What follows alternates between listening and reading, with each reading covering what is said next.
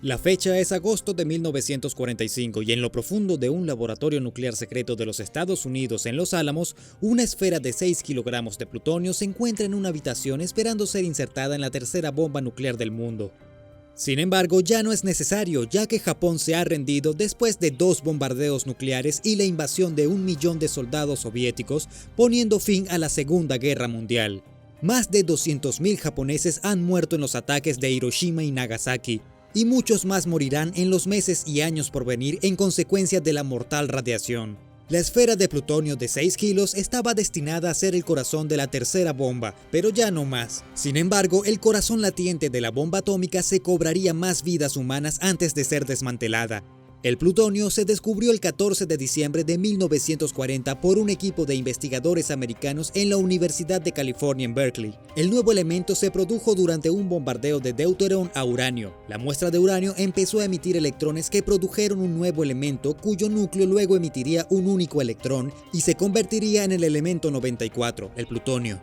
Los investigadores planeaban entregar la investigación a la revista científica Physical Review en marzo de 1941, pero cuando se descubrió que un isótopo especial, el plutonio 239, podía entrar en fisión y ser usado para una bomba atómica, el documento fue retirado y toda la investigación cayó bajo la sombra de lo que se conocería como el Proyecto Manhattan. Los Estados Unidos aún no estaban en guerra, pero con investigadores en todo el mundo compitiendo por descubrir la bomba atómica, no podía quedarse atrás y dejar que otras naciones supieran del descubrimiento. El plutonio sería esencial para la construcción de las primeras bombas atómicas, pero la producción de plutonio utilizable era muy lenta. No fue sino hasta la construcción de un nuevo tipo de reactor en 1943 que el nuevo elemento empezó a ser producido en cantidades adecuadas para la construcción de una bomba. La puerta hacia un arma nuclear funcional había sido abierta y nunca más se volvería a cerrar. Para el verano de 1945, la Segunda Guerra Mundial estaba casi terminada y se pensó que América no necesitaría desplegar las recién desarrolladas y temidas bombas atómicas.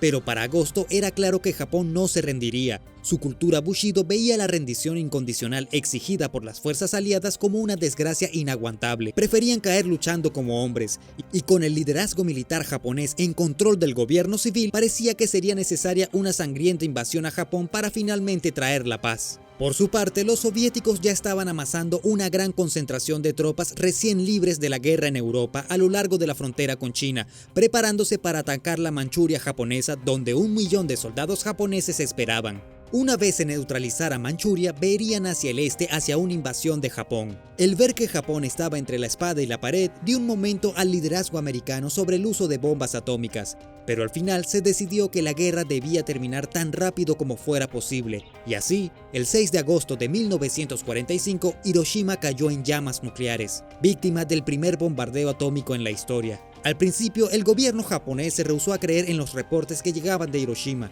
La destrucción total de la ciudad por una única bomba no se podía creer, y por ende la advertencia de los Estados Unidos de que realizarían otro bombardeo si Japón no se rendía inmediatamente fueron ignoradas. 3 días después, Nagasaki se unió a Hiroshima en las cenizas de la historia, y decenas de miles de personas murieron en un destello. Estados Unidos inmediatamente amenazó con el uso de una tercera bomba y poco después Japón se rindió. En casa, en el laboratorio secreto de Los Álamos, el corazón de plutonio de 6 kilos, que habría sido la tercera arma nuclear en tiempos de guerra, quedó en un laboratorio, sin ser necesario para su propósito original. Con el nombre código Rufus, la esfera pasaría en cuestión de días de un uso en tiempos de guerra a investigación nuclear en tiempos de paz, ya que todavía había mucho que los científicos no entendían acerca de armas nucleares y los materiales que las constituían. Pero Rufus pronto obtendría un sobrenombre más siniestro, el núcleo del demonio. El primer accidente letal sucedió solo 2 días después de la cancelación del ensamblaje de la bomba y menos de una semana después de la rendición de Japón. En Los Álamos, los científicos experimentaban para medir el límite en el que el plutonio se hacía supercrítico.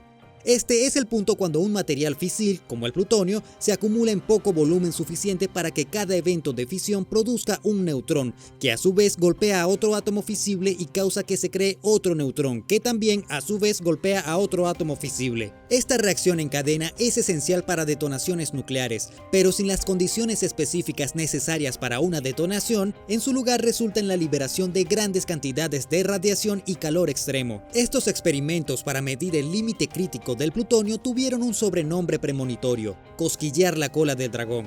Esto es porque los físicos sabían que si no eran cuidadosos y despertaban a la bestia de su sueño, serían quemados por su aliento de fuego. La noche del 21 de agosto de 1945, el físico Harry Daghlian haría justo eso, y a cambio el dragón tomaría su vida. Esa noche Daghlian regresó a su laboratorio después de cenar y empezó él solo experimentos de criticalidad en el núcleo del demonio, lo cual violaba protocolos de seguridad. La única persona con Daghlian era un guardia de seguridad a varios metros de distancia cuyo único trabajo era asegurarse que solo el personal autorizado entrará al laboratorio.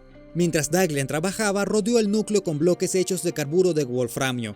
El núcleo constantemente emitía neutrones, pero sin nada con que rebotarlos no había riesgo de hacerlo supercrítico. Sin embargo, los bloques de wolframio actuaban como un espejo reflejando los neutrones de vuelta al núcleo, lo que hacía que golpearan otros neutrones en el plutonio fisible. Cada bloque agregado alrededor de la esfera acercaba lentamente al material a una reacción supercrítica. Con los bloques alrededor del núcleo, sus instrumentos le advirtieron que si agregaba más, el núcleo del demonio se haría supercrítico.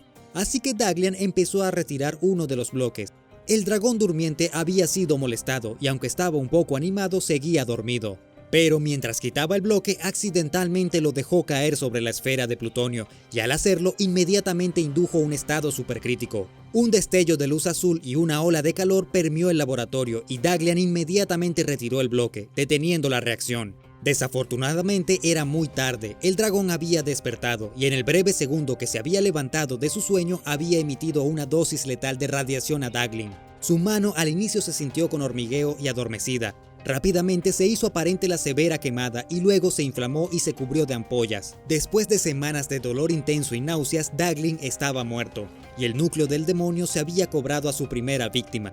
Un año más tarde, el físico Louis Slotin estaba demostrando un experimento similar de criticalidad a un grupo de investigadores. Estos experimentos eran toscos incluso para su tiempo y eran conocidos por ser extremadamente peligrosos.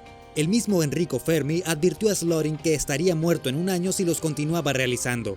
Ese día, la demostración de Slotin fue tan tosca como descuidada. En lugar de usar bloques de carburo de wolframio para reflejar neutrones de vuelta al núcleo, se creó un domo de berilio que podía colocarse sobre el núcleo.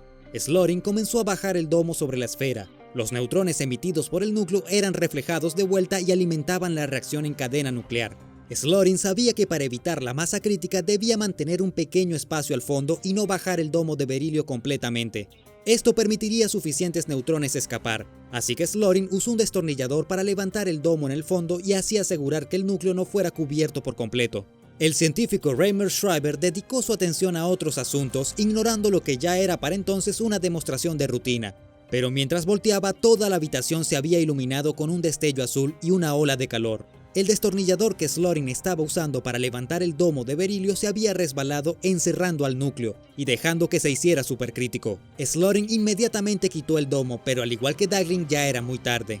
Todos en la habitación recibieron una dosis masiva de radiación, pero Slotin, al estar tan cerca, recibió una dosis letal. Slotin fue llevado de emergencia al hospital donde sufrió ataques de náusea y vómitos y parecía recuperarse. Sin embargo, en cuestión de días empezó a perder peso y a experimentar severo dolor abdominal. Lentamente empezó a mostrar señales de confusión y su cuerpo literalmente empezó a deshacerse desde adentro.